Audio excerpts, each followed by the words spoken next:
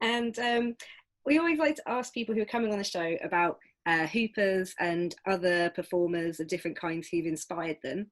And yeah, in terms of inspirational hoopers, the first one you've picked is Silvia Pavone, who is who you learnt from. I've seen her perform at Glastonbury Festival a couple of times, and she's amazing. What is it that you like about her hooping, and what inspires you about it? One, because it's the first one that I see, and she was so joyful when she enjoyed what she do. I love this character of Silvia. I enjoy that, and into these years that going on, and I grew up too, and she grew up. I met her again, and I realized how much nice is this person. For me, it was a big inspiration because to see a person with this and that enjoys so much play and don't judge herself, and she really loved it. She loved the hoop, she loved herself, and for me was a really big inspiration for that. Nice.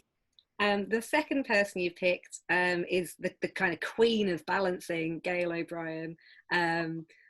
What is it you like about Gail's hooping? Because she's a queen of balancing with the hoop, not with the body. With the hoop, she can do what she wants.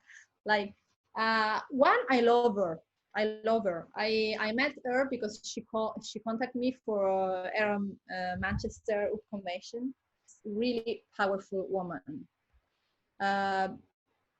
I love this woman that don't judge themselves.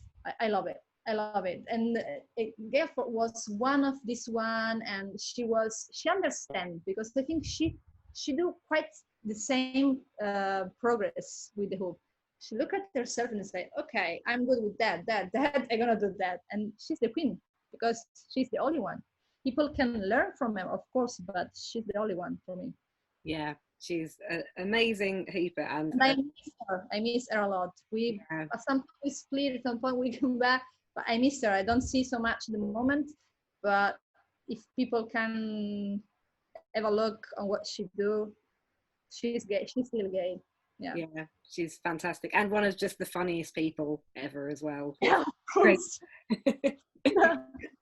And then the final hooper you've chosen as a hooper for inspiration is Lila Chupa-Hoops. Very different again. What is it you love about her hooping? The same things. It's another woman that look at herself and say, okay, I'm good in that, I can do that. I love this woman. I love women that really realize that because sometimes people say, oh no, I don't want to offend anyone, but women say, I'm so fat, I have a big ass, I'm not good. These three women don't think anything. They do and say, hey, I'm good in that. This is me, and I love it. And Lila for me was a big inspiration because she made burlesque, and she's doing a different way from the other one. I feel she's really elegant when she do. She can do what she wants. She's really elegant. And in some way, it's a really good organizer for a convention, and she have a really big art with the other one. It's fantastic. So these three women, Lila, Gail, and Silvia, for me, they learn me in some way. Maybe they don't know, but they learn me to be myself and don't judge so much myself. Because people look at me and say, "Ah, you're beautiful," but I have many, many things to say to myself. So. And if you could wake up in the morning and you could magically be able to do any hoop trick in the world, what would you pick? Then this exist or not? Oh, it doesn't have to exist. Anything is possible. What I like to do? You know who I love it a lot? All these tricks that Dizzy Dynamic, you know her? Yeah, Dizzy Dynamic. All coin flip everywhere. Like, I'm so terrible with that because I do, but in a normal way. My way, like she can do coin flip everywhere. And another thing they really like it to be a contortionist for one day. Yes. Wow, just for one day to understand how much it's easy to turn a hoop on the hand and this work. Because I have my leg here or here, nowhere, like I want to be elegant, I can't. I had the same thing. I once did like an exchange with amazing contortionist and aerialist Tina Phoenix from LA, and I know I her. taught her to foot hoop. And then the next, like, and she was teaching me the splits, and my splits are still terrible. And I'm like, no way, no, I don't practice nearly enough.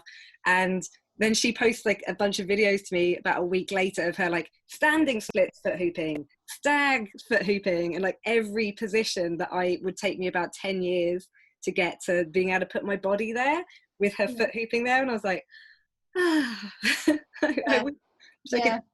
be that bendy and have had the But it patience. take a lot of time to work, of course. For me, all these Lisa Lotti, Skyflow artists, all these people work many years before they can open do that. But of course, I'm lazy, so I decided this is not me. And in some way, I'm sure even if I learn a split, I'm not so elegant like that. I feel like a potato sometimes. I don't know. Anyway. No, I know what you mean. I think it's committing to like every day pushing yourself. And I'm always that person who's like, tomorrow is split training day. Every day it's tomorrow. And yeah.